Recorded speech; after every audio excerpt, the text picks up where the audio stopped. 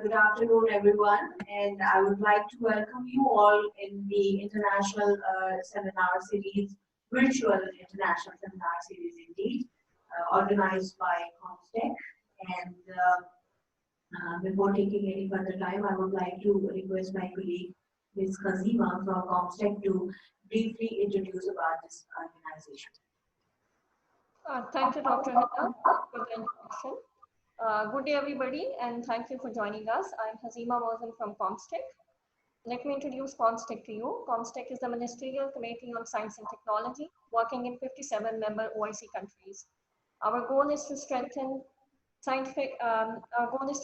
capacities of the member countries in the areas of science and technology through multilateral cooperation. And our aim is to basically nourish a scientific culture in the member state as a major contributor to their socio-economic development. And with this, I would like to invite Dr. Iqbal Chaudhry, Director General and Director ICCPS, to welcome and invite our guest speaker for today. Thank you, Hazima. These online lectures look very well welcoming, but this new norm because comstech is very well known. I think someone has, everyone has to mute the speaker because we'll not be able to hear them. Okay, thank you. So, comstech is very well known for lots of activities, and hopefully soon when this pandemic would be over, we'll be meeting each other on activities which Hazima and her colleagues are actually planning for next 1 year. But let me just take it through from what Hazima has said. The main objective of comstech is to build capacity in science and technology. And today's lecture is extremely important because this addresses a very important capacity deficit. And this is in the field of clinical trials. I do not really think that many OIC countries have the capacity to conduct gold standard randomized clinical trials.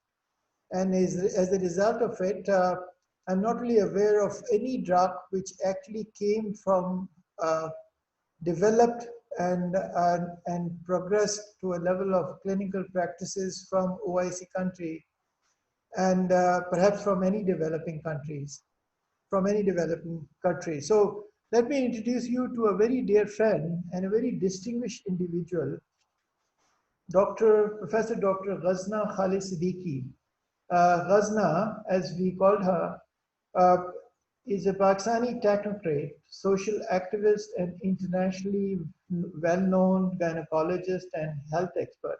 She's also very efficient and very well known in the area of policy advice and policy making. She's advisor on maternal and child health to one of our very progressive province, Department of Health in Khyber Pakhtunkhwa. She's a technical advisor to the Pakistan's Federal Ministry of National Health Regulation and Services in Islamabad. She's serving as a member of COVID-19 task force in Federal Ministry of Science and Technology, a task force which was established to guide the policies and deploy right science in Pakistan to face the pandemic. And from that platform, under the leadership of Professor Dr. Ataur Rahman, Ghazna and our colleague Dr. Khalid has led a very important initiative at a premier healthcare institution, University of Health Sciences in Lahore. This is called PROTECT, Pakistan Randomized and Observational Trial to Evaluate Coronavirus Treatment.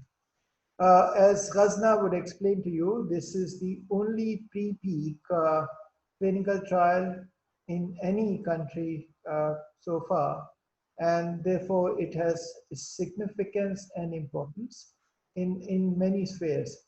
Dr. Ghazna brings more than 20 years of experience working with development organizations, international donors, and to improve health and maternal newborn health and pregnancy outcomes in developing countries. She is interacting with many people. She's very well connected, and from international organization to national organization, from policy advice to to developing capacity at different levels. She has been instrumental in bringing lots of change and development in Pakistan as well. She holds a medical degree from Imperial College London and PhD in research from University College London, UK. She's a member of the Royal College of Obstetrician and Gynecologists, London, UK. And of course, she's a very, very good speaker. She can explain to you what we are trying to do in Pakistan through this PROTECT trial. And eventually what we are planning to do is to extend this clinical trial to other Muslim countries. Dr. Ghazna Khalid, I invite you for your presentation.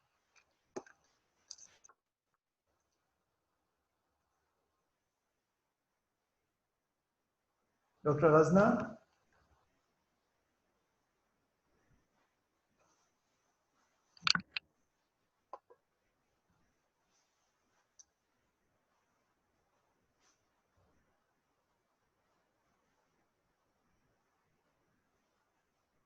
Is she online? Oh, yeah, sure.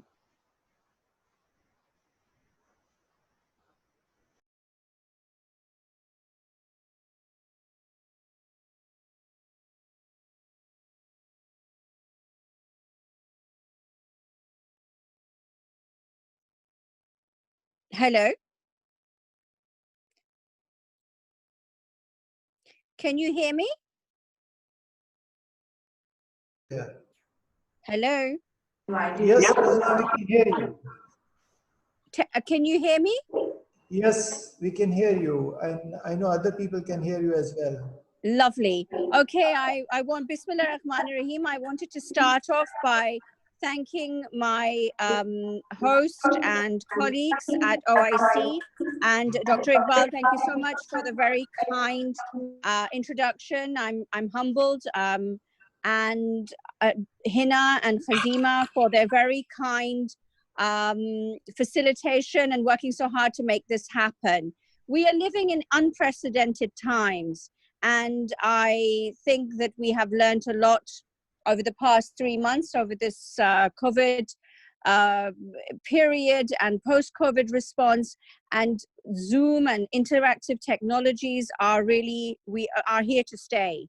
So much as I'd like to see you, I'm so glad that nothing is standing still, and we are acknowledging and creating academic linkages despite all of our hurdles.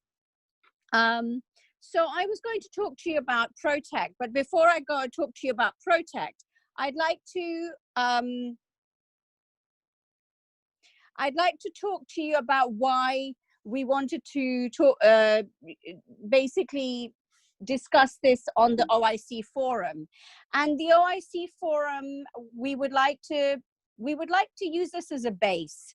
As Dr. Iqbal is quite rightly said so, we want to develop our academic forte, our experiences, our linkages, experience sharing, knowledge sharing, and develop a big cohort of knowledge-based platform sharing for our 57 member states. And I think if we start with that, and we start, rather than me dictating the experiences that we have, we want to learn from our colleagues on the ground and work together with you, either with PROTECT or with other studies. We hope this is the first of many to occur.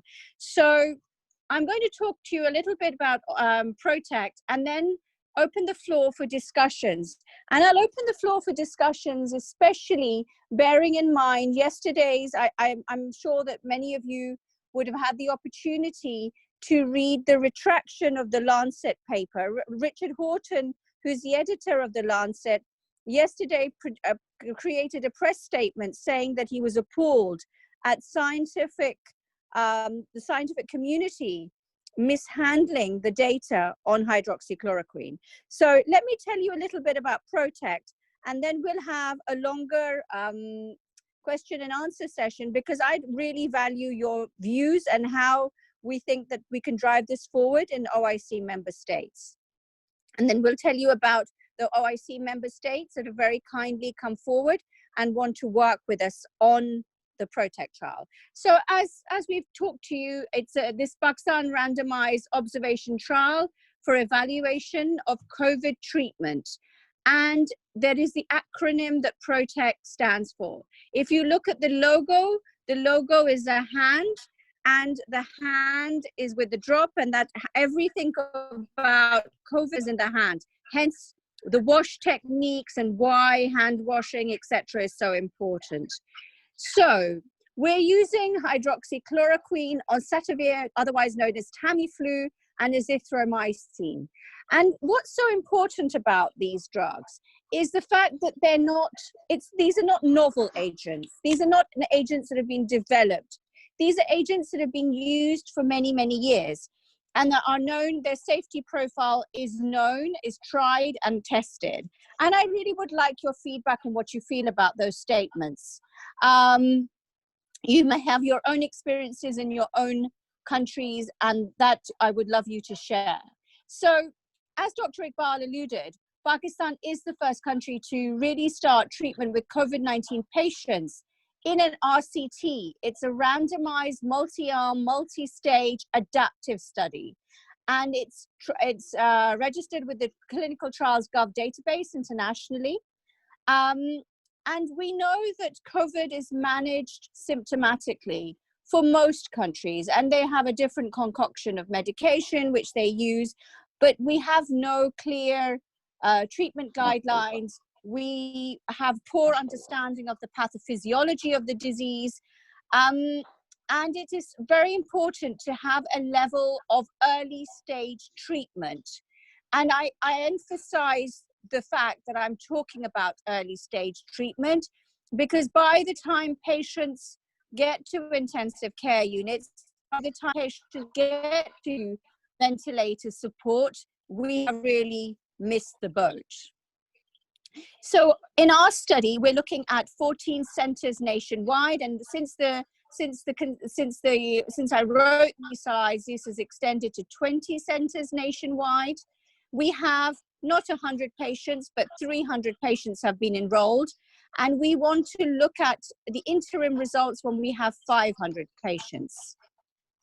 We want to look at other Islamic countries in our OIC network, and we want to try and see to bring forward the knowledge that we have gained to extend it to the other countries. And the countries that have come forward and have got ethics approval or are in the middle of getting ethics approval so far are Egypt, Sudan, Nigeria, and we have reached out to Lebanon, but as you know, Lebanon has not really got too many COVID patients. I mean, they really overcome the disease.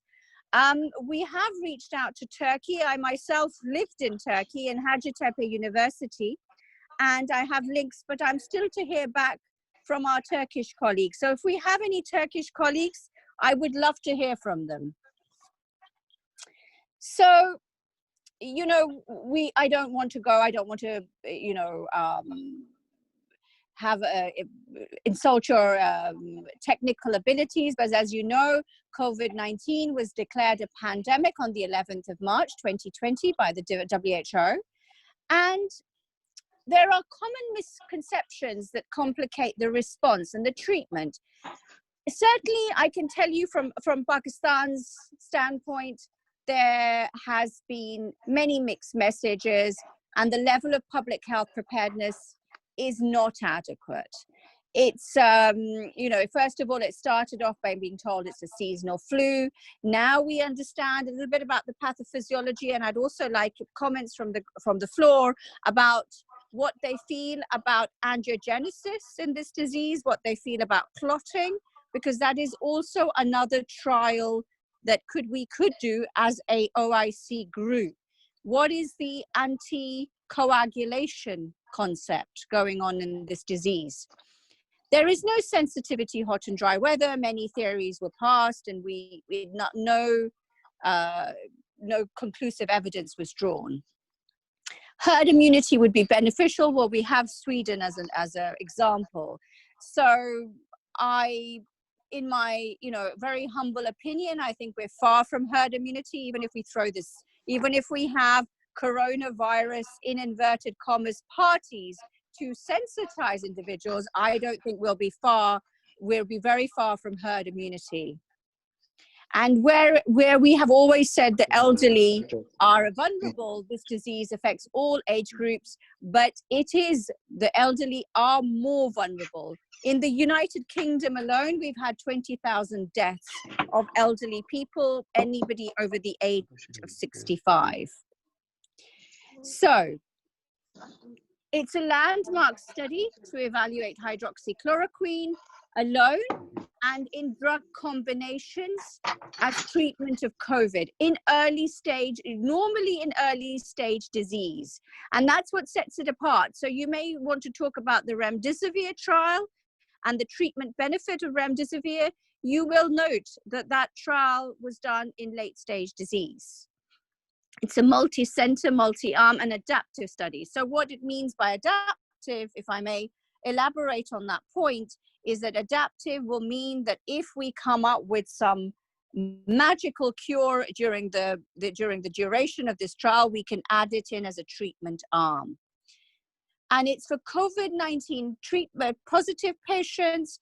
It's from the response rate from the beginning of the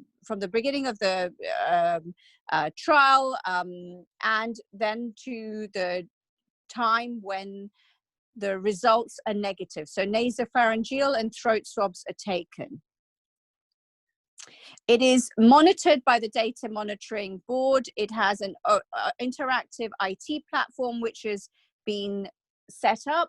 And one of the ideas that we had with Protect, that if we were to partner with other OIC countries, we have an open IT platform for randomization of patients that can be housed in Pakistan, and we can share all data and everybody can be party to that data for transparency and for capacity building.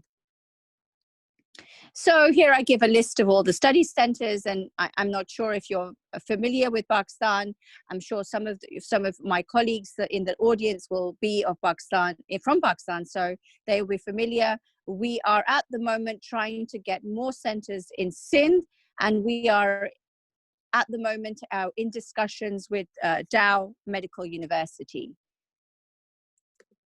So, as I said before, laboratory-based primary outcome will be the turning test for COVID-19 on RT-PCR, which is the gold standard, and a viral load of 150 international units on day 7 of follow-up. So basically, in simple terms, you take a test on the day that they're enrolled, the test is positive, you wait, you give them a combination of the drugs, with hydroxychloroquine alone, or with hydroxychloroquine and azithromycin or oseltamivir, and then you look at when the test results are negative, the duration.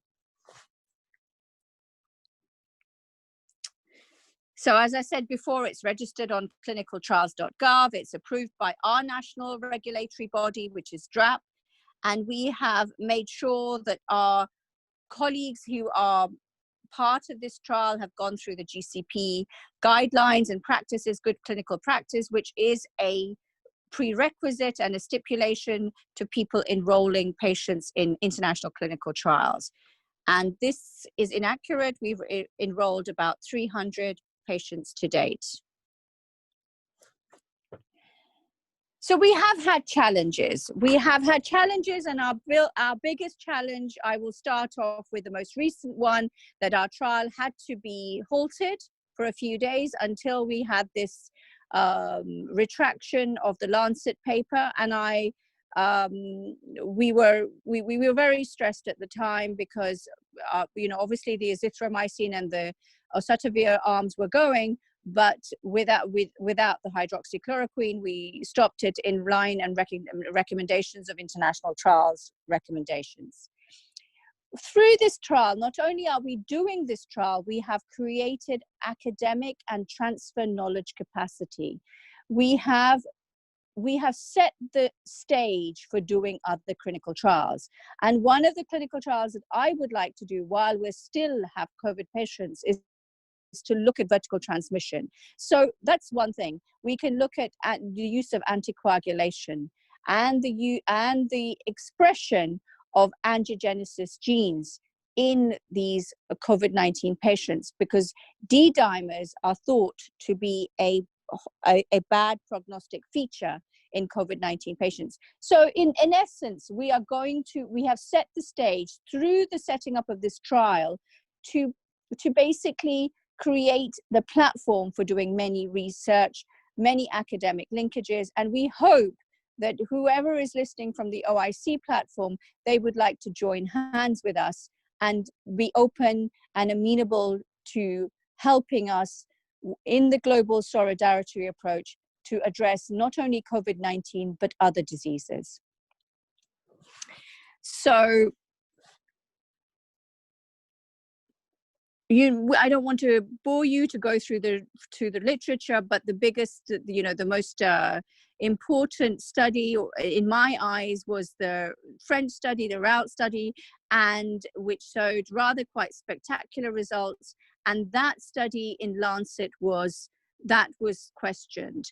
And so we have had correspondence from Professor Raoult, and he has stood by his claims.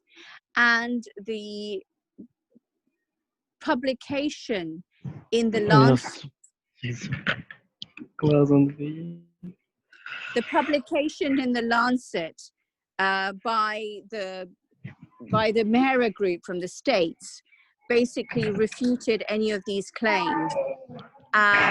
So I'm not sure how it's perceived in the member states, but I'd be very interested to know what is going on.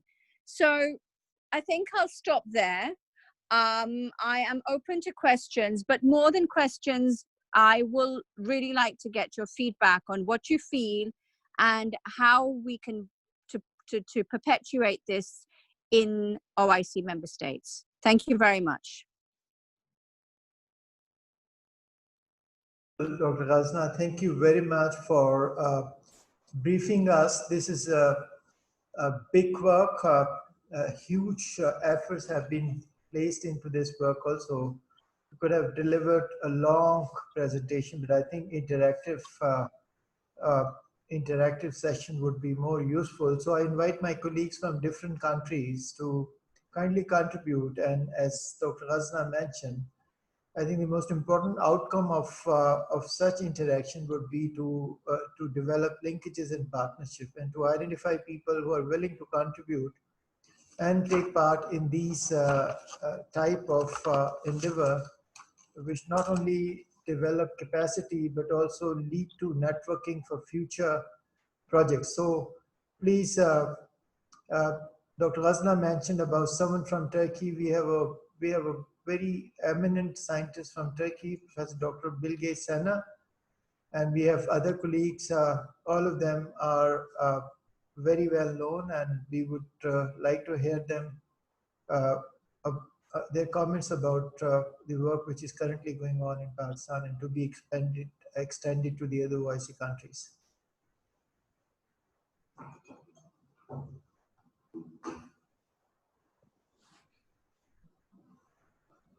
Hello. Dr. Bilge, are you around? Dr. Bilge Sena from Turkey? Yes, you have to unmute your mic, please. Okay, hello. First of all, I would like to congratulate you, Iqbal, for your new position. And thank you very much, Ghazna Khalid, for your very brief information about COVID-19 infection. In fact, all of our countries at the same treatment. Firstly, they started hydroxychloroquine combination with azithromycin and oseltamivir. And then, if it is necessary, they used anticoagulant. And early stage, we used favipiravir as an antiviral drug. All of them, I think they are very, very effective for the treatment of COVID-19. So in Turkey, we get very, very good results from this combination. But we are also looking for some new drugs from the medicinal plants coming from folkloric medicine. And hopefully we will make a joint collaborative project with Dr. Iqbal and his group for testing, because as you know, all the drugs comes from nature. Hopefully we are able to find some new antiviral drugs from our medicinal plants. Okay, thank you very much, and all the best for everybody. Good health. Thank you, Dr. Summer. Where are you based in Turkey? Whereabouts? I'm from Ankara, from Gazi University. I'm from Faculty of Pharmacy. Lovely. So I spent time in Ankara. I worked with a guy called Ali Ayhan. He's a gynae cancer. Yes. Yes. And yes. So that's right. So I have reached out to his wife, who's a pathologist in Japan called Aisha Ayhan, to see if we can work. See, we know that you're doing very good work, but we want to somehow work together to create substantial, so we can show the world that we have substantiated results. We can publish.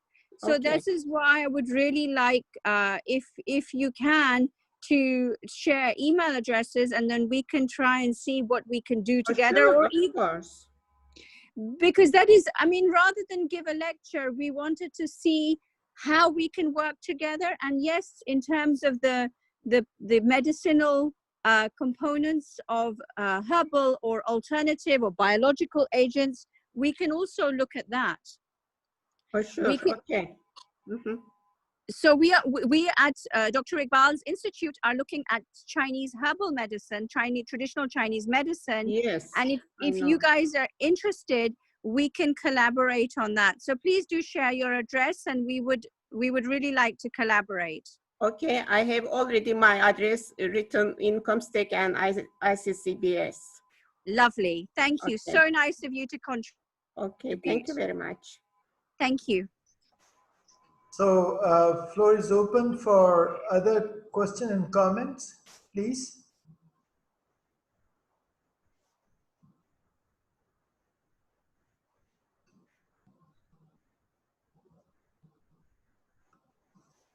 Professor Raza, would you like to? Yes, good afternoon, and hello to everybody. Well, I can tell you that the patient's number has dramatically increased since the shops are open. Now we peaked to 3,500, and the city I am in, which is closed, the number has been doubled. I don't know why, but the death is not increased as such. Maybe because the virus has been weakened or attenuated, but maybe our skill in treatment has been improved. And also maybe because the weather is warm. All I wanted to say that we need the specific design for a specific target in the virus. We need our chemists, a separate group, really try to find some target in the virus.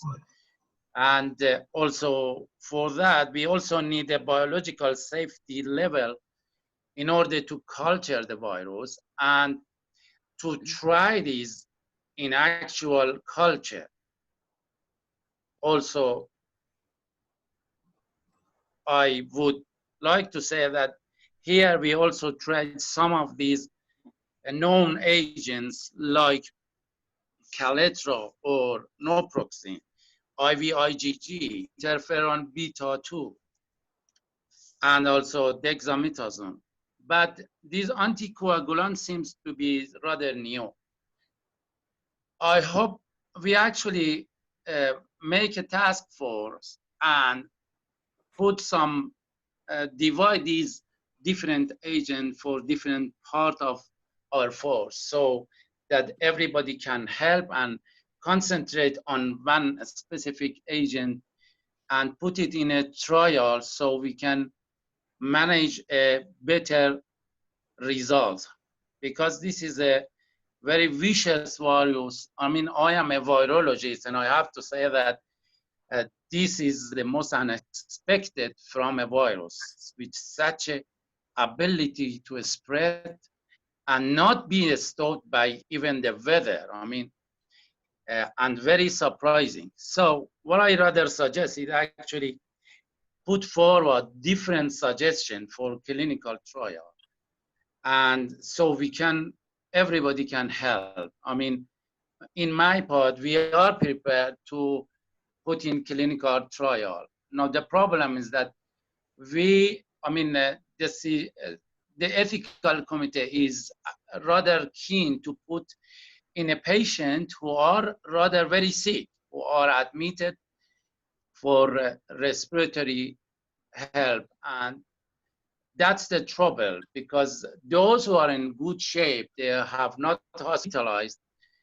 It is very difficult to get them for a very harsh treatment and unknown drug. But those who are intubated and they are open for clinical trial, and that is the rather trouble, because as Professor Ghazna said, we need to put the treatment at early stage. And 85% of those who are infected are very good health and good shape, and they recover. So I welcome this meeting, and I hope to be able to help anyhow we can. Thank you. Thank you, Professor Raza. Dr. Ghazna? Thank you, Dr. Thank you, Professor Raza. I am glad to interact with you, and you are one of a much needed commodity, if I may say so, because virologists are running the show now. We really need your expertise and your help. I think as I started saying off, this is the beginning. We've sown the seed with the Protect, but it's not just the be all and end all. And you mentioned something interesting about different agents. My own interest, and I'm just brainstorming with you, is a concept coined by Judah Folkman in the 1970s called angiogenesis. And if you look at angiogenesis, for a tumor to grow beyond 2 millimeters, you need angiogenesis, blood vessel formation. So if we are looking at the fact that D-dimers are a bad prognostic indicator, so the level of D-dimers is known. We have looked. So we could look in the OIC states at and it's a cheap test, the prognostic value of D-dimers, correlation of the D-dimers, looking at, you also mentioned the attenuation of the virus. Why could we not look at VEGF gene or the SNPs with the VEGF gene to look at the angiogenic potential? Maybe we're going down a different route. I'm not sure. And there is a biological agent called bevacizumab, which is anti-VEGF. And there are 4 isoforms of VEGF, A, B, and C, and D. So they basically may be involved in the clotting in late stage disease. How we're managing the disease now, the disease being COVID, is we have a blindfold and we are shooting in the dark. We may need to look at whether the disease, that the virus is attenuated, look at different ethnic groups, look at different ways. And this is why the strength of the OIC platform is so strong, because we can have a look at our brothers and sisters in Africa, but we can compare them to the other, the different, the extended MENA region, to see whether there is a difference within the same, at the same stage of the disease, to look at D-dimers, because D-dimers are not, it's not an expensive test. I don't know what you feel, Dr. Raza, but I'm keen to explore biological agents. Okay, so let me tell you what we have done, realizing the importance of virology, as Dr. Ghazna mentioned, in our institution, International Center for Chemical and Biological Sciences. We have established a research center on virology, which is called the National Institute of Virology. And very quickly, we have transformed that facility into a large-scale testing facility. And this is one of the key steps which we have done together on this task force to expand the testing capacity of Pakistan. On the platform of Comstech, you would very soon see a dedicated scholarship program for virology, because there is a growing realization that virology is not only important today, but also in future as well, because pandemics is going to be the new norm of the world.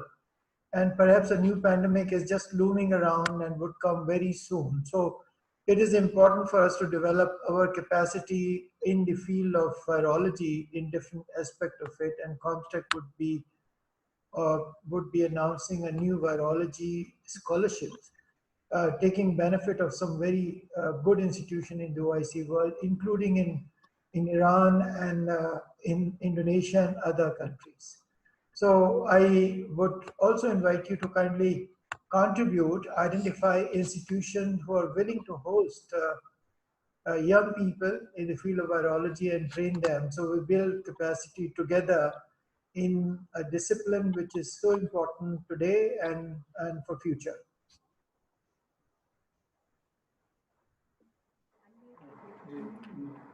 Hello, Dr. Let me introduce Dr. Azhar, my younger colleague. He worked in the field of clinical trial, very work on intelligent medicine, and he's actually working on this traditional Chinese medicine, which Dr. mentioned in her presentation. The clinical trial is now lined up, and they're about to start this clinical trial in 2 different campuses of large medical universities. So, Dr. Azhar, please explain that. Thank you, Dr. Ghazna, for such an informative presentation. And it's really a pleasure to just talk to you again. We have been talking with each other over the phone about our own clinical trial, which we are conducting traditional Chinese medicines. And I am extremely impressed to see the magnitude of the trial. 3,000 patients, just to manage them, it's really a big ask. And then by involving so many institutions, to just bring them in a single platform, it's really, so I really congratulate you and for the hard work which you have done, and also your other colleagues. But only one suggestion I would say that according to my own experience, the doctors are very good in treating the patient, but as far as the documentation is concerned, every clinical trial requires specific documentation and data recording. So they are not really that trained. So by involving so many hospitals, so I'm just wondering that how you would manage to make sure that the data is properly documented. As if you yesterday when the Lancet retract the paper, so if you just read that calculator, also there was problem in the documentation. So, and in such a big trial, how you would make sure that the documents and the data is really carefully done, because you need also train people. So that would be something which we should think right in the beginning, that the data is properly documented and recorded.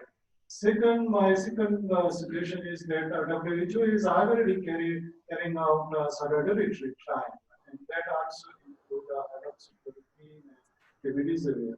So how about we just merge this trial with the WHO and just because that also involves several countries. So I don't know whether that avenue have been explored for this. And the third with my teacher, Professor Iqbal, that I would suggest that we should also from the platform of the comstech, if a task force is created, and that task force just bring together expertise and just introduced a trial where one can use our traditional resources and traditional medicines for the treatment of this disease, as Bilqis Sinner already mentioned that she is doing and someone in Iran is also doing, but bringing them in one platform, sharing the experiences, and then conducting one big trial. So that would be a huge success for our OIC countries. Thank you. Thank you, Raza. Dr. Ghazna, I would like to respond to queries of Dr. Azhar, please.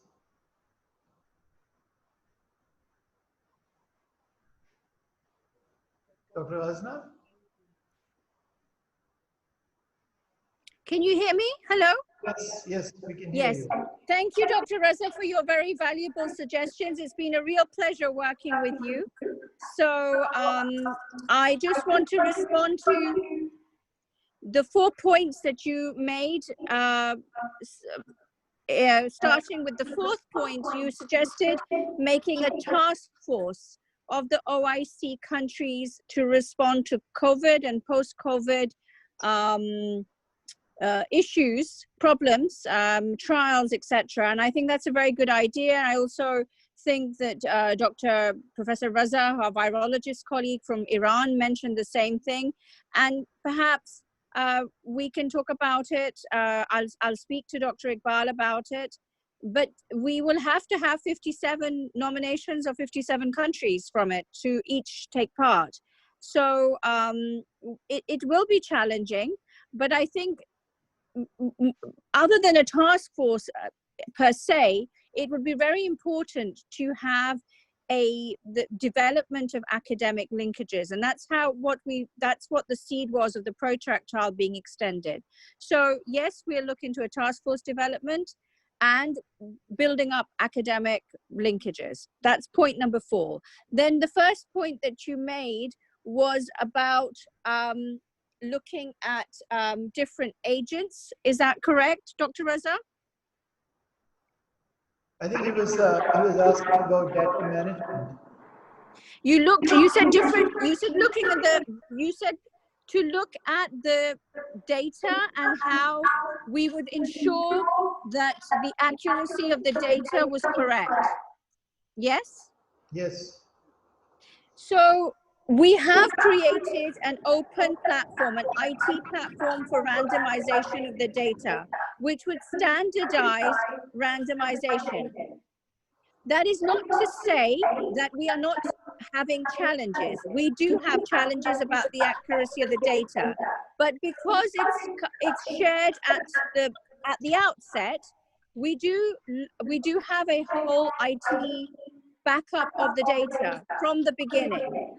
Secondly, we have an external data monitoring board that has been set up to look at this data at the outset. I hear you about the MERA results and the pitfalls of trial results and the fact that we need to maintain quality. One of the things that we have ensured is that all our trial coordinators in all the centers, before undertaking the trial, go through good clinical practice, so which is a course of 3 to 5 days, so we can ensure that there is a standardized modality of collecting the data.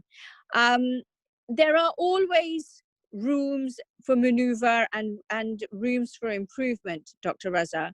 But I think if we go through the motions, creating an open platform, creating a database where we are digitalizing randomization, and also creating good clinical practice modalities, then at least we are serving to prove that our participants, our training, are basically our master trainers in this trial, have been quality assured. I don't know what you feel about that. That's in answer to your first question. I'm sorry I've misplaced your second question. I do apologize. If you could repeat. Yeah, it's fine. We can discuss this when you are here in Pakistan, because we are in Yeah, you're absolutely right, Raza, because I think there are many other things which you need to discuss with Dr. Ghazna, especially your TCM clinical trial. So I want to thank everyone. I can see our brothers and sisters from 7 countries, even more, from Azerbaijan to Indonesia to Egypt and Nigeria and Bangladesh, many places. And thank you very much for your interest. I would invite you to visit comstech website, because this is the website where we are now placing one after the other many initiatives with the partner institutions involved, and we feel it is extremely important that we develop these linkages for the common good. I would like to thank Dr. Ghazna. She has long travel ahead of her, and we look forward to Dr. Ghazna in Islamabad, and inshallah we would be interacting further. And the next comstech presentation would be by Professor Dr. Adnan, ex-Prime Minister of Jordan and also Deputy Director General of UNESCO. A very important presentation, bit different, because this would give you glimpses of what is actually happening in OIC in terms of STI status and way forward. So thank you very much, and thank you, Dr. Mera Jahan, just be around. Thank you, Hina. Thank you, Dr. and Usman, all of you for your contribution to arranging this very important presentation, and thank you all of you for your presence online. Thank you. Thank you.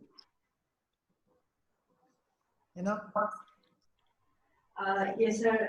I would like to thank again Dr. Ghazna for her interesting discussion and presentation. And I know it's just 10 minutes left for her to leave for the airport, so she must be in rush and hurry.